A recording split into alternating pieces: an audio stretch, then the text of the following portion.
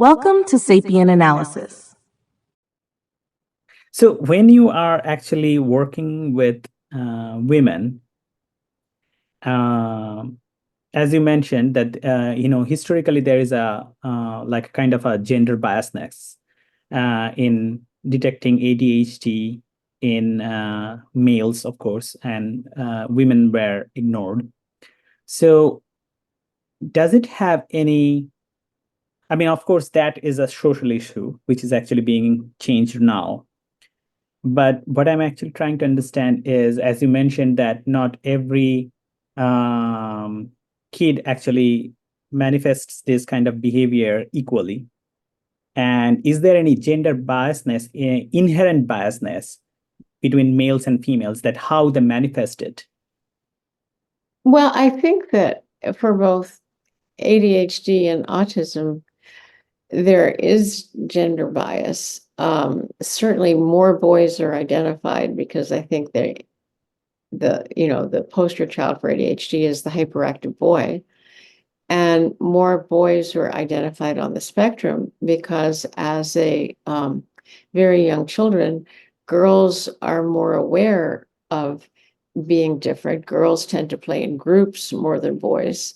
And so an autistic girl will be in the group or seen in the group, but not necessarily be as much part of the group because she's not picking up on the social cues and the social interactions. So she may be feeling very lonely. She may be feeling, very isolated and confused on the inside, but that's not what you necessarily see on the outside. So girls are being missed, and girls are also being missed with ADHD because they tend to be more inattentive.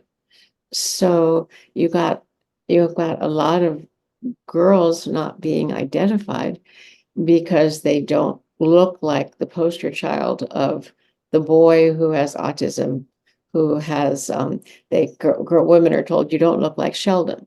You're not kind of robotic and flat and mechanical. You smile, you make eye contact, but that's because she's learned to mask.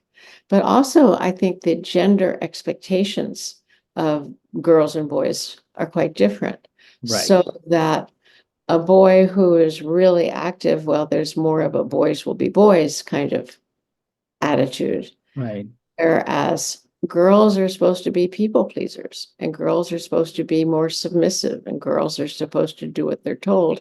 So a girl who is having difficulty sustaining attention or remembering what it is you want her to do, or a girl who might be impulsive, a girl who is on the spectrum and is processing differently and not behaving in the way that you want her to because maybe she's having too many sensory issues or for whatever, there's more disapproval of girls because the social expectations of girls are different.